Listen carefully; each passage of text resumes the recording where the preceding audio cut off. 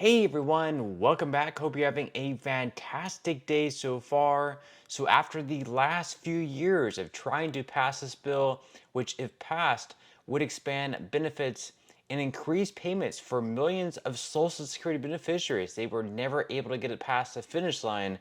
However, with just a couple months left to do so before the end of this year, they have a lot of momentum. And this month, it looks like they're finally going to be voting on this bill in the House, which, if passed, will then move on to the Senate and then finally to Joe Biden's desk to be signed into law.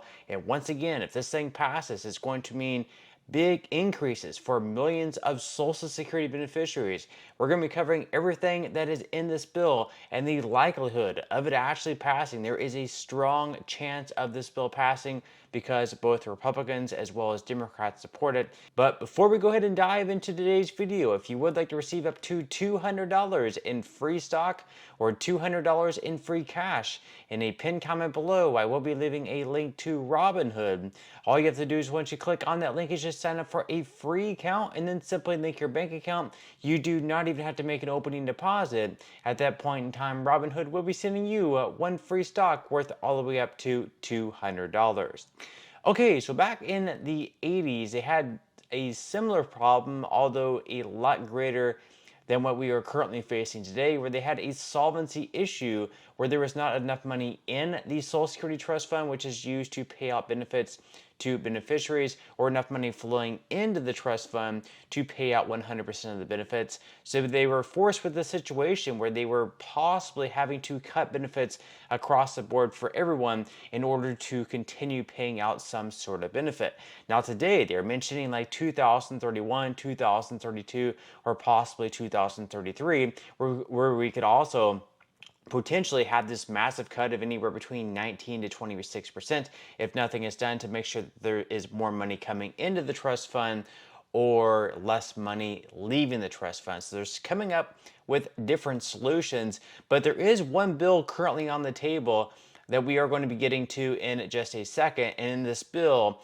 it would repeal some of the changes that were made back in the 1980s, because back in the 1980s, they had some pretty big cuts to certain people, those who worked in the public sector who were receiving a pension. For those people who were receiving a pension, they were going to make it so they were going to have a reduced Social Security benefit, as well as their spouses as well, because they were saying, okay, you're also receiving a pension, you're pretty well taken care of as well, so therefore your Social Security, you don't need to receive as much of a Social Security benefit, so therefore you're going to be receiving a lesser Social Security benefit. Well, fast forward to today, they're saying, well, now it's actually unfair that just because you're a teacher, a police officer, a firefighter, or any other type of public sector worker, it's unfair for you to receive a less Social Security benefit simply because you also are receiving a pension because you worked in the public sector. So they're working hard to repeal that law made back in the 1980s, the windfall elimination provision,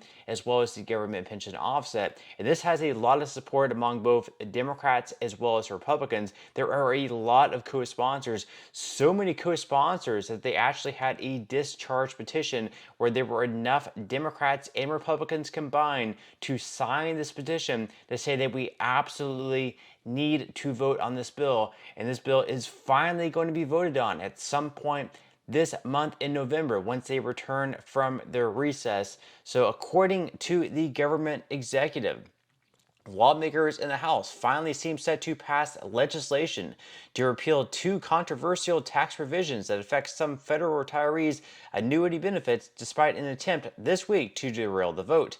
Last September, Representatives Gary Graves and Abigail Spanberger obtained the 218 signatures required for a discharge petition to force a floor vote on the Social Security Fairness Act, a measure that would eliminate Social Security's windfall elimination provision in government pension offset. Prior to the petition drive, the bill already had more than 300 co-sponsors, so obviously a ton of support behind this bill. The windfall elimination provision reduces the Social Security benefits of retired federal employees who spent a portion of their careers in the private sector in addition to a federal, state, or local government job where Social Security is not intended as an element of their retirement income, such as the civil service retirement system.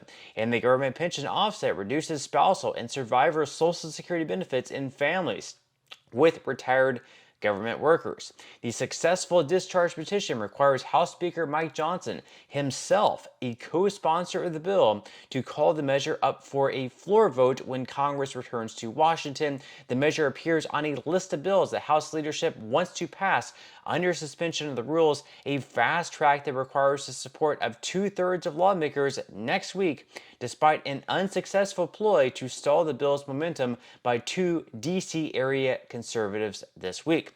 So, back on Election Day, just after 5 p.m., Representatives Bob Good and Andy Harris, the former and current chairs of the House Freedom Caucus, respectively, held a pro forma session on the House floor in which Good requested unanimous consent to table the legislation, effectively killing the bill. The exchange was first reported by roll call, but the gamut has apparently failed for two reasons. First, as a House parliamentarian could be heard informing Good and Harris on the House floor, unanimous consent request must be cleared first with House Speaker and House Minority Leader, which of course that did not happen, so the bill is going to be moving forward, and it remains unclear how the measure would fare in the Senate, where companion legislation has the support of 63 senators, but language in committee since its introduction last year. The Congressional Budget Office estimates that the measure would cost $196 billion in additional Social Security benefit outlays over the next decade. So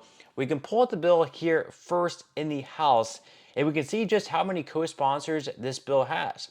330 in total. Out of all the 330 co-sponsors, 210 are Democrats and 120 are Republicans. So it has broad bipartisan support across the board. And as they had mentioned in that article, unlike most bills where they would just need 218 votes in the House, just a simple majority, this one would actually need a super majority because they are using the discharge petition.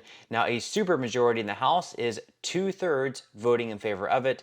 Now, 2/3 of 435 representatives that they have in the House comes out to 290 in total. So they would need 290 yes votes on this bill, but once again, we can see in total it does have 330 co-sponsors. So if every single co-sponsor of this bill voted in approval of it, it would get it above that 290 mark, and they could actually have 40 of the co-sponsors afford to vote no on it.